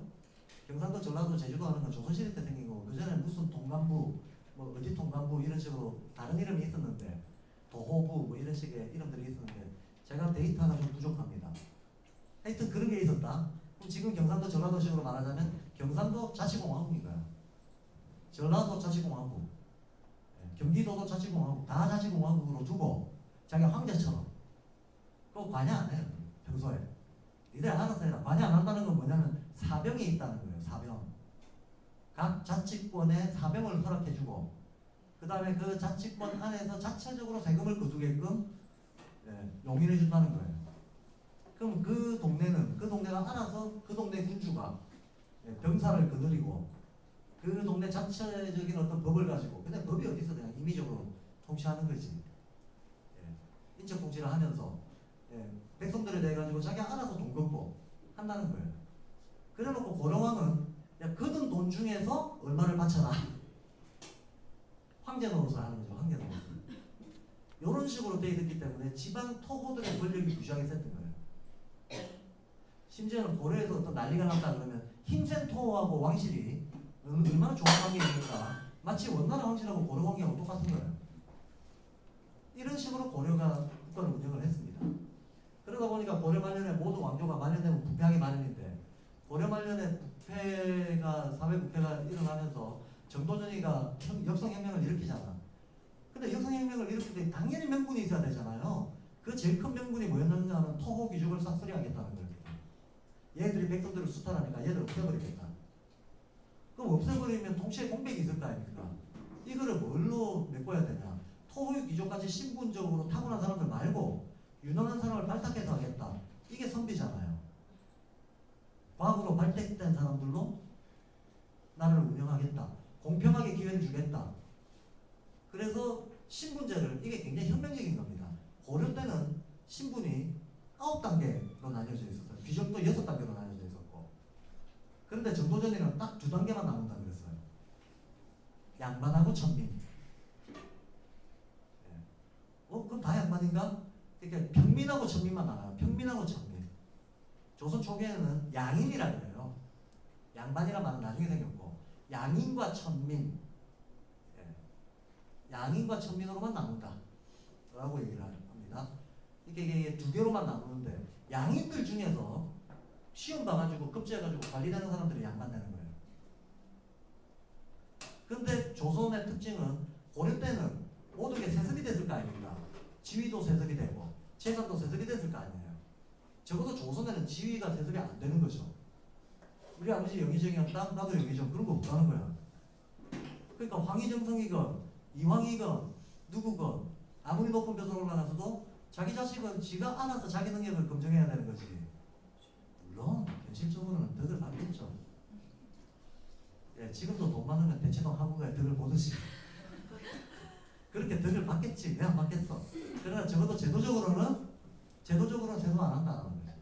그러니까 사실 조선의 명분이 얼마나 진보적입니까? 그럼 토호귀족을 없애려면 어떻게 해야 되겠어요? 토호귀족을 없애려면 토호귀족의 물적 토대가 있잖아. 땅이잖아. 경상도의 이 토호는 경상도 땅이 다 직땅이에요. 그러니까 조선이 들어서면서 어떻게 하냐? 토지 분배를 해요. 양인들한테 전부 소규모 영농자들을 만들어버리는 거예요. 이게 지금으로 따지면 어떻습니까? 토지를 분배했다. 생산수단 혁명을 한 거예요. 사실은 600년 전 마르크스주의입니다. 진짜로 600년 전 막스주의인 거예요. 생산수단 분배. 막스가 주장했던 게 생산수단 분배잖아요. 임금이 문제가 아니고 수단은 나눠야 된다. 토대가 되면 생산수단을 나눠야 된다. 옛날에는 생산수단이 땅이니까 땅을 귀족한테 뺏어가지고 양인들한테 다 줘버려요. 그러면 경제주체가 양인들이 되잖아. 그러면 세금을 양인들이 각자 세금의 주체가 되잖아요. 그렇죠? 여기서부터 조선의 정치체제가 고려하고 달라지게 되는 문제가 발생합니다. 자, 고려의 왕은 원나라 황실을 흉내내가지고 아까 말했듯이 토우들한테 맡기고 그냥 자기가 거기서 삥 뜯는 방식으로 정치를 했는데 이제 조선왕은 그렇게 안 한단 말이에요. 토우들 다 없애버리고 땅을 다 나눠줘 버렸어요. 그러면 전국에 여기저기 따로따로 갈라가지고 통치를 할 게 아니고 중앙 집중적으로 통치할 수밖에 없어요. 중앙 집중적으로 통치하는 데 있어서 중요한 거는 관료주의예요. 관료주의를 정립을 해야 되는 거야. 그럼 관료주의를 정립하기 위해서 과거제를 강화시키고 사람을 인재를 뽑아야 되잖아. 이렇게 뽑은 중앙에서 시험을 봐가지고 인재를 뽑는 거지. 뽑아서 지방으로 파견을 하는 거지. 중앙에서 과거를 뽑아서 뽑은 인재를 지방으로 파견하는 거. 그리고 지역감정 가지지만 하고 전라도에서 뽑으면 경상도로 보내고 경상도에서 뽑으면 전라도로 보내고 그리고 임기를 제한해가지고 몇 년씩 돌리고 지금 공무원 시스템하고 비슷하게 운영을 하는 거예요. 이해가 되시죠? 자, 이렇게 하기 시작합니다. 이렇게 하기 시작하니까 어떤 문제가 발생을 하는가 하면 세금의 주체가 각 소유노동자들이 되잖아요. 옛날에는 세금의 주체가 왕과 관계하는 세금의 주체는 토고 귀족이었거든. 근데 이제는 한 사람 한 사람이 세금의 주체가 되는 거예요. 세금의 주체가 된다는 것은 권리자가 된다는 겁니다. 그러니까 조선이 자체만 하더라도 동양에서는 조선의 어떤 시스템이 굉장히 자생적인 근대 질서에 근접하는 어떤 진보들을 내부적으로 이루고 있었다. 물론 뭐 끝은 뭐 장렬히 망했지만 그냥 왕창 부패하고 그냥 다 망해버렸지만 초창기에 이게 근무 정신이 펄펄 살아있을 때에는 이런 진보적인 흐름들을 타고 갔다는 얘기예요. 자, 그 다음 조선이 성리학을 가지고 왔어요. 이게 새로운 이념이에요. 당시 기준으로 보면 새로운 이념입니다. 왜냐하면 성리학 자체가 만들어진 게 남송 말기에 만들어져요. 한 1000년 전에 만들어진 겁니다. 그럼 성리학이 왜 새롭다라고 얘기하는가 하면 기존의 공명유교하고 뭐가 달라? 뭐가 다른가 하면요. 남송 말기에 마치 슈타이너가 인지학을 만들면서 일종의 그때 당시에 모든 철학, 종교, 과학의 성과들을 대통합하려고 했듯이 성리학에서도 일종의 통합운동이 일어난 거예요. 그래서 유불선 통합운동이 일어나고 그 유불선 통합운동을 주역과 음양오행의 논리로 일관된 해석 틀을 갖춘 게 성리학이에요. 그래서 성리학 이전에는 불교나 도교에 대해서 유교가 약점들이 있었어요. 사후세계에 대해서는 불교의 약점이 있고 자연과학에 대해서는 도교의 약점이 있었어. 이 약점이 적어도 원론적으로 보충이 되어버린 거지. 그러니까 성리학이 나옴으로써 성리학이야말로 동양사상의 하나의 논리, 이론적인 수준에서는 사상적인 수준에서 의식 수준에서는 최고치를 찍은 거예요. 최고치를 찍었는데 이게 이런 사상이다 보니까 어떤 제국의 통치 이데올로기로 사용하기에 문제가 있어요. 뭐냐면 성리학은 깨달은 자가 왕이다라고 생각하거든. 깨달은 자가 왕이다. 힘이 있다고 왕이 되는 게 아니에요. 그러면 선비들이 막 깨달았는데 근데 현실 권력은 없단 말이야. 이거 어떻게 하냐고. 무슨 말이냐면 신권이 무지하게 세진다는 거야. 신권이. 유교를 죽을 때까지 공부해가지고 그걸 내성외왕이라고 해요. 내면으로 성스러움을 갖추면 그가 세속적인 권력이 있든 없든 그가 곧 왕과 같은 사람이다 이 말이에요. 그럼 또 거꾸로 얘기하면 현실의 왕들은 반드시 내성을 증명해야 된다는 거야. 현실의 왕이 내성을 증명한다는 게 무슨 말이겠습니까? 최고의 학자가 아니면 왕될 자격이 없다. 이걸 요구한다는 거예요. 그래서 조선의 왕들은 당대 최고의 학자가 아니면 목이 잘려요. 대단히 왕으로서는 피곤한 거죠. 피곤한 거죠. 세종이 그랬고 영정조가 그랬던 것처럼 신하들이 어떤 왕이 무슨 제도를 펴려고 그래요. 신하들이 무슨 문제 제기를 해요.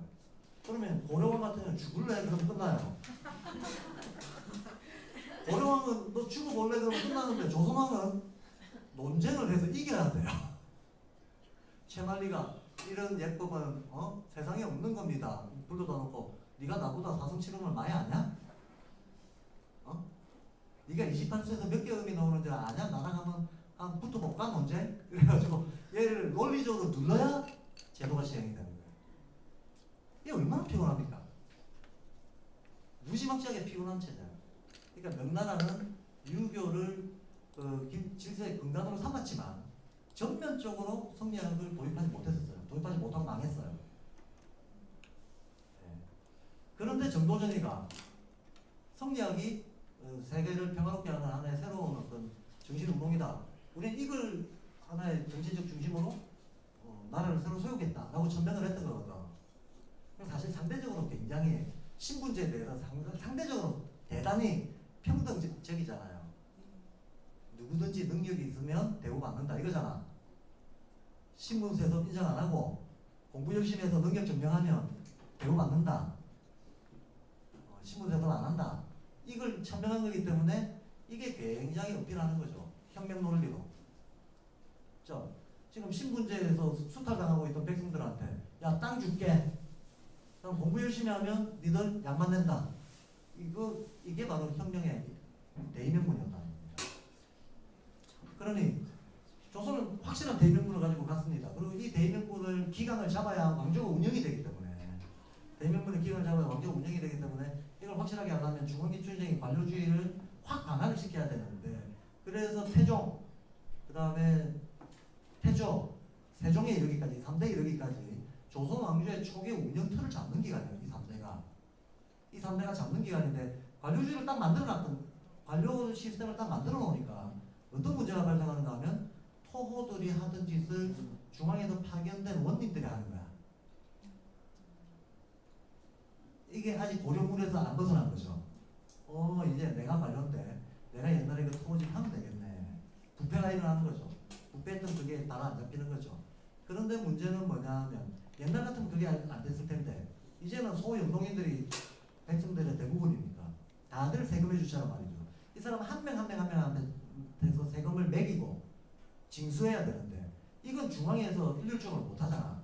어차피 지방에 내려간 지방 관리들 해야 되거든. 근데 지방 관리들이 이렇게 이제 중앙기준 관료제를 만들어 놓으니까 어떤 문제가 발생하는가 하면 문서량이 어마어마하게 많아질 거 아닙니까? 지방과 중앙이 소통하는 방식이 전부 문서로 소통하잖아. 그러니까 문서 기록량이 어마어마하게 많아지죠. 어마어마하게 많아지는데 최종적인 부분은 백성들이 세금 낼 때 이렇게 내는 거죠. 내가 경상도 A 지방의 백성입니다. 저기 이 방이 와가지고 묻습니다. 너 올해 몇 섬 소출했냐? 100섬이요. 그래 그러면 너 내년 가을에 내년 봄에 저기 몇 섬을 세금으로 내야 된다. 예. 근데 그럼 그 자리에서 문서 적습니다. 너 100섬이라 그랬지? 예. 문서를 한문으로 200섬 썼습니다. 봐라 이게 100섬이다. 예. 너 동의하지? 예. 지장 찍어라. 예. 찍어놓고 문서로 200섬 올라가는 거죠. 그거 원님이 중간에서 100섬 빙단 치는 거지. 이해되시죠? 요 사태가 일어나는 거예요. 요런 사태가.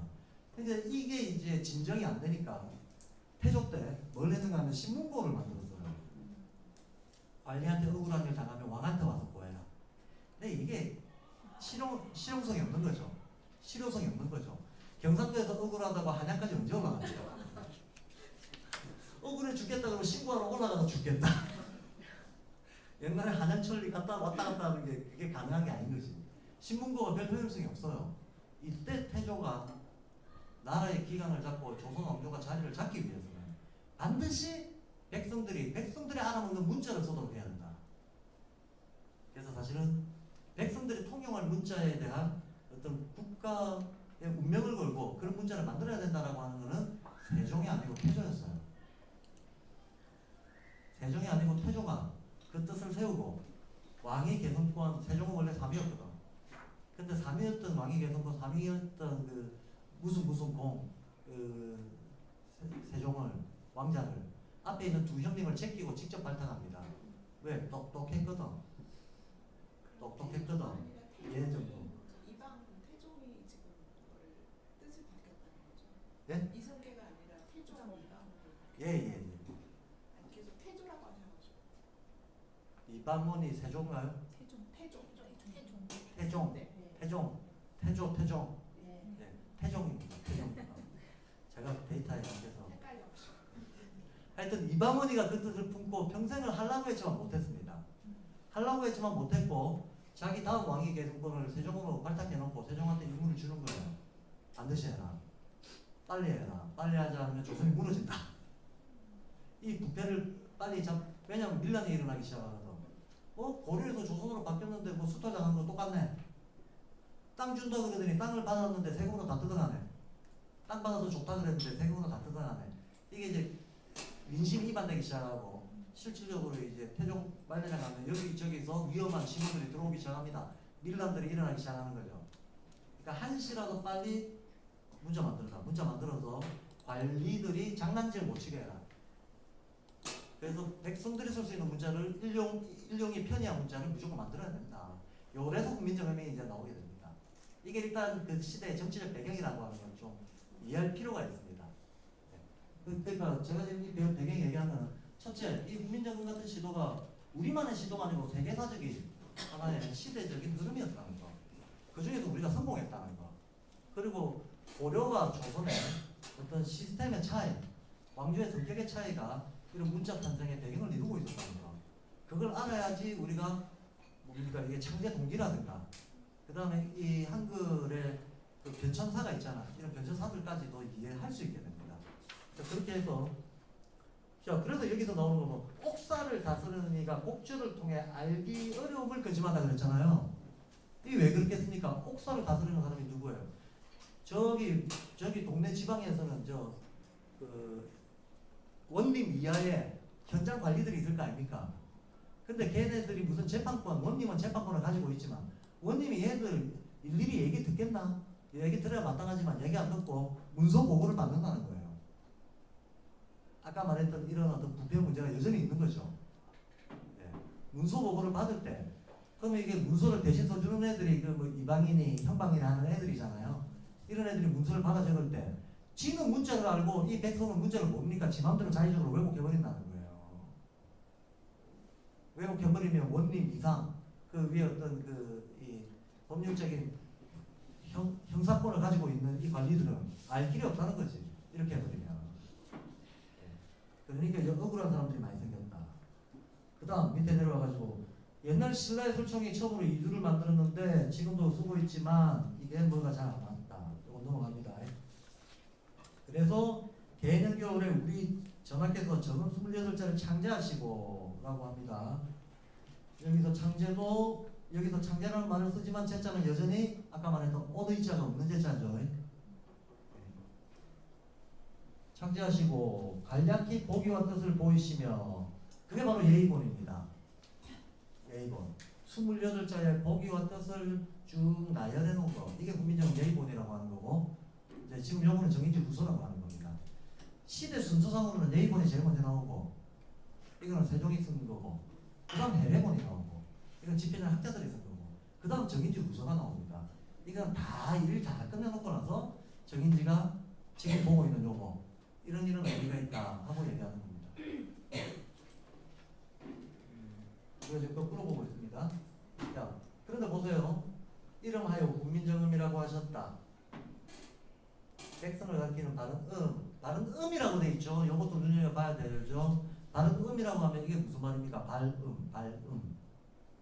자, 예전에 앞에 나왔던 그 나중에 예의본을 보면 국지어음이 이호 중국하다 이렇게 나오거든요. 국지어음 나라의 음이 중국과 다르다 이렇게 나와요. 이때 중국이라고 하는 것은 문자를 가지고 있는 걸 얘기한다 그랬죠. 그럼 나라의 음이 문자와 다르다. 이게 무슨 말이냐?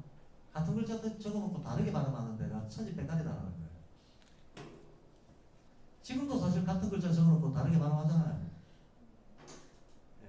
우리는 문이라고 발음하는데 지금 중국인들도 문이라고 우리 문이라는 우리말 있죠. 그게 문에서 나온 거거든.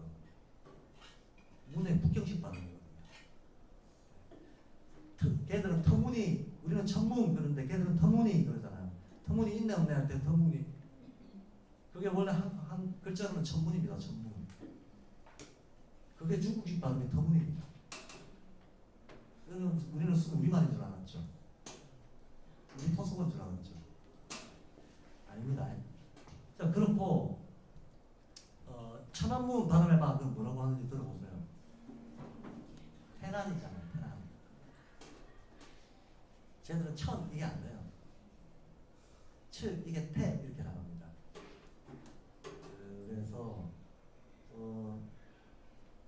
이제 그렇게 이제 자 어차피 지방의 발음을 가미해서 새로운 표준어를 만드는데 같은 글자에 같은 발음이 나도록 만들어야 이게 표준어가 될 거 아닙니까?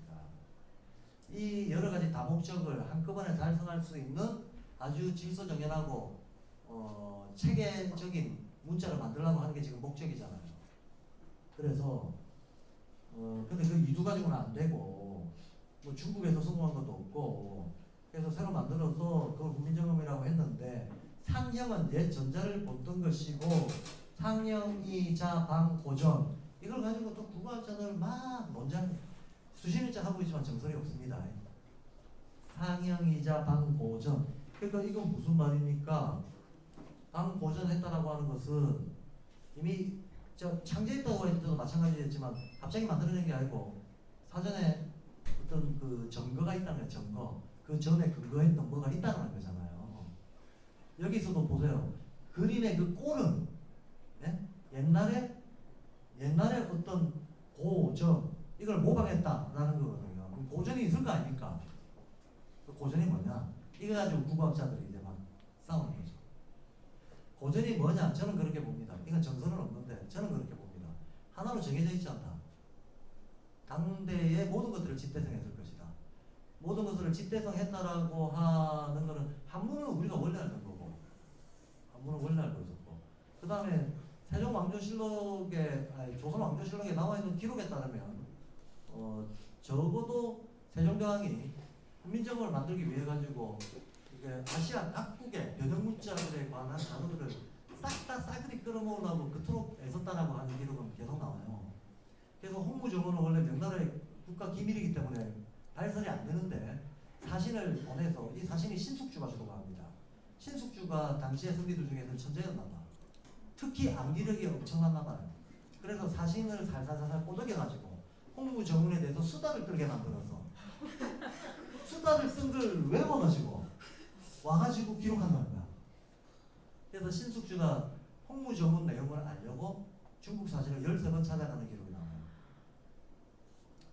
그리고 원나라에 사람 보내가지고 파스파 문자를 만들었던 그 파스파 문자 만든 사람이 어떤 그 수행 그 불교 집단의 스님이 만든 거거든요. 원나라는 국교가 불교였기 때문에 스님들이 관료짓을 했단 말이야.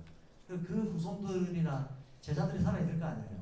그쪽에 가가지고 파스파 문자와 관련된 자료를 다 끌고 왔다 이런 사료들이 있어요.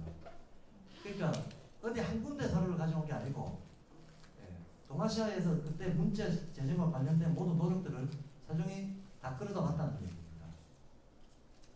많죠 뭐. 그때도 각골문도 있고 각골문 자료도 있고 설문의자도 있고 한문과 관련된 자료 얼마나 많으니까 다 끌어다 왔겠지. 다 끌어다 보면서 거기서 어떤 보편성을 유도해 달라고 했겠죠. 어떻게 질서지와 보편성이 유도가 되는가. 그렇게 해가지고 옛 전자를 본떴고 사람의 소리를 따르되 7조의 음에 화합하며 3극의 뜻과 2기의 묘를 포괄하지 않는 게 없다. 자 바로 여기 7조의 3극의 뜻, 2기의 묘 이런 게 바로 음양오행적인 개념인 거죠. 7조라고 하는 거는 그 공상각시우가 5음이잖아요. 5음이잖아요. 여기에 반음 2개 들어가면 7조가 되는 거예요. 그렇고 그 다음에 여기 지금 삼극지 이기지묘가 나온 게 아까 얘기했던 삼재지도 이런 거하고 똑같은 거고 음양하고 똑같은 거예요. 그러니까 저 발도록배 7단계 그 설 우리 여기저기 있잖아요. 색깔에도 있고 그죠? 색깔은 발전음적 방한보, 소리는 도레미파솔라시 이게 7조잖아요.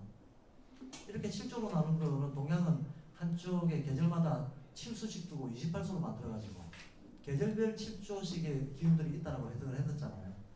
내가 그 얘기를 하는 겁니다. 자연 실제는 똑같아요.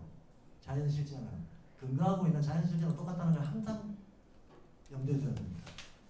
자, 그래서 이제 이렇게 표현한 한마디로 음양오행입니다. 이런 식으로 세상을 파악하는 자체를 이 동양에서는 음양오행 혹은 역경이라고 불렀다는 거예요. 여기에 역경이나 음양오행이라는 말이 안 나오지만 실제로는 음양오행 역경의 질서했다라고 하는 걸로 받아들이면 됩니다.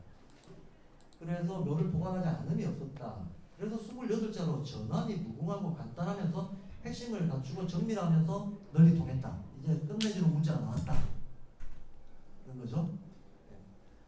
한마디로 음과 조합이 무궁무진하고 어떤 글자라도 이걸로 표시할 수 있고 어떤 의미라도 표시할 수 있고 어떤 글자에 대한 통일 발음이라도 표시할 수 있고 기능이 완전 업그레이드된 새로운 걸 만들어냈다.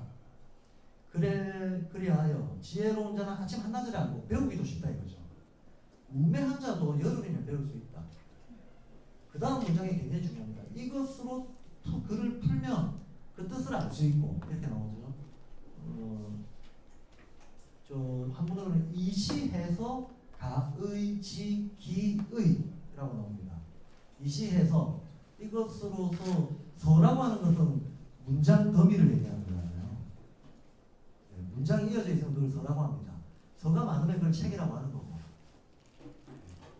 책을 분할해 놓으면 그걸 본이라고 하는 거고 그 단인데 일단 우리식으로 말하자면 문단 정도 되는 게 서줘서 문장이 몇 개 이어지면 서라고 하는데 이것으로서 그 서를 풀면 가이지기의 뜻을 알 수 있다 그랬잖아요. 뜻을 알 수 있다.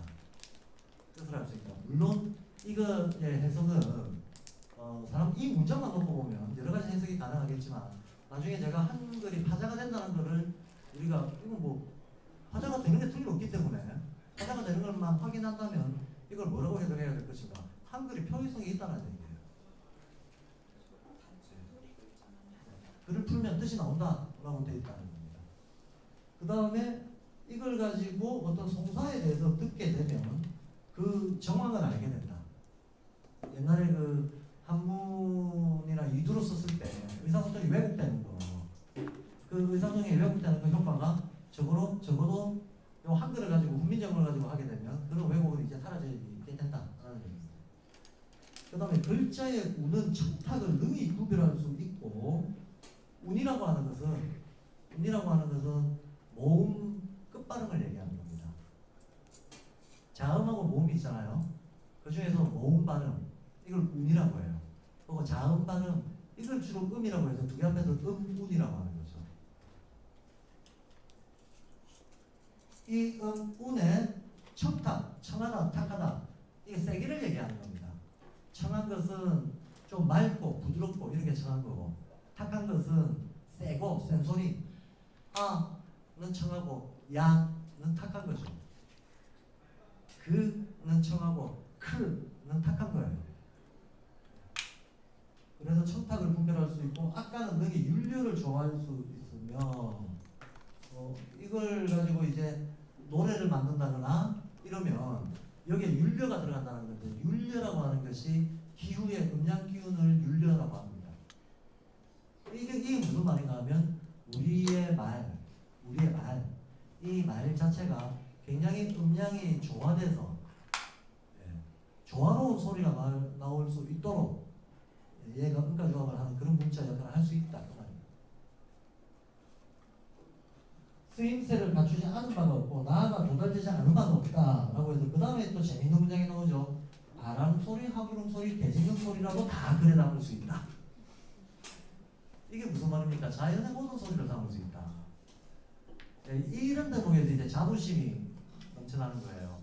지금까지 자연의 소리를 사실 사람이 어떤 문자를 만들었을 때 특히 어떤 음성을 반영하는 문자를 만들겠다라고 했을 때 궁극적인 목적이 자연의 소리를 다 담을 수 있는 거지. 그러니까 아니야.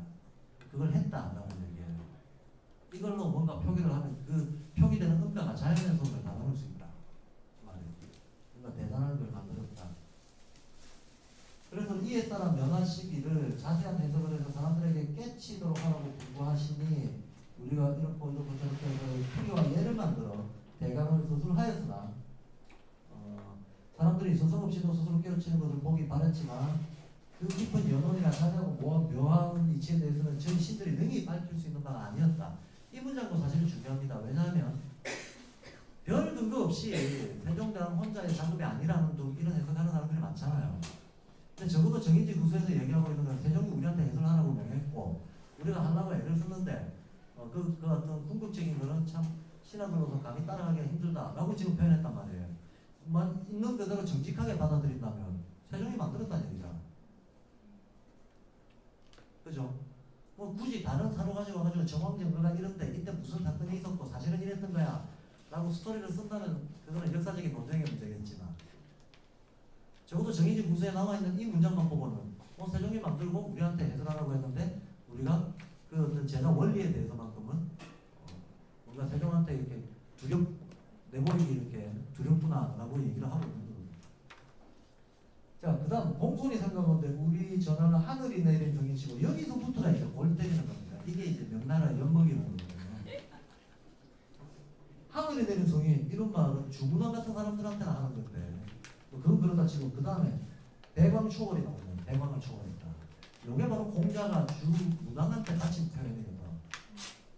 공덕이 대광초월 이게 주역의 공자의 12개 문왕한테 헌사하는 표현으로 돼 있어요.